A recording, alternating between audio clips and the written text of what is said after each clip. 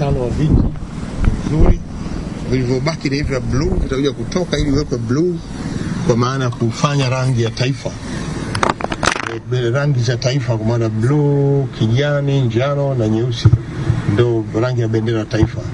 Kwa hiyo hilo halina shida, na upande huu pataandikwa Benjamin Mkapa Stadium. Kwa hiyo itapendeza. Running track imekaa vizuri. Sisi mahitaji ilikuwa ni pitch. Na nirudie tena, ziara hii ni ya kawaida.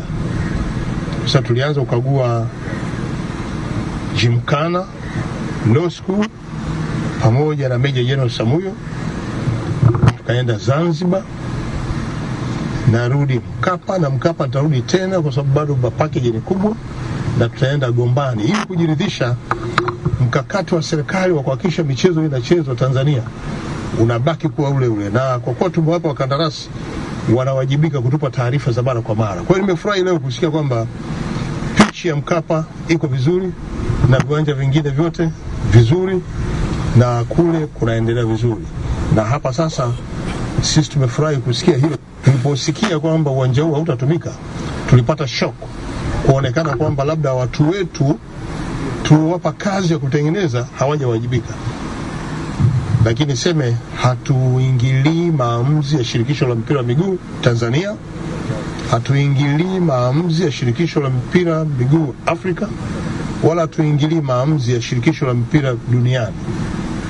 Sisi jukumu letu ni kuimarisha miundombinu, na hapa tumekuja kukagua miundombinu, na bahati tumepata taarifa miundombinu hii inaweza kutumika hata leo na kuendelea.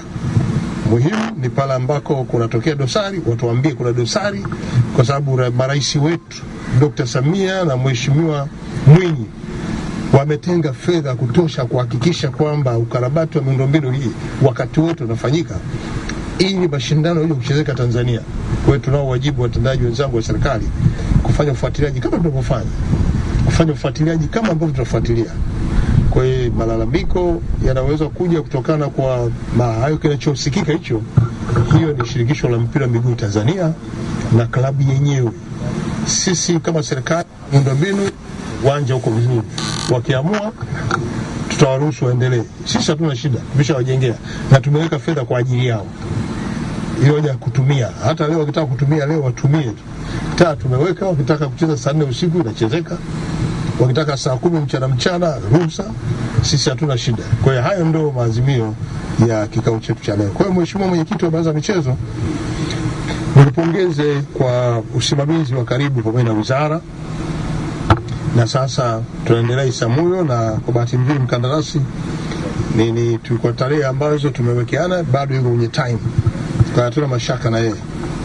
Na kampuni hii inaweka viti na huko installation inaendelea vizuri. Na pia mwaka huu tunataka tuimarishe kule VIP, ili viongozi wanaotaka kulipa na nini wakae huko juu, huko kwenye vioo huko, wanapata na AC zao huko. Kwa hiyo uwanja wetu utakuwa bora zaidi baada ya kukamilika kwa maeneo yote haya. Kwa hiyo niwashukuru wote. Mheshimiwa Waziri nakushukuru, Katibu Mkuu muendelee kusimamia, Mheshimiwa Mwenyekiti Baraza la Michezo na mtendaji wetu wa Baraza la Michezo, wakandarasi na washukuru sana wote, muendelee na kazi.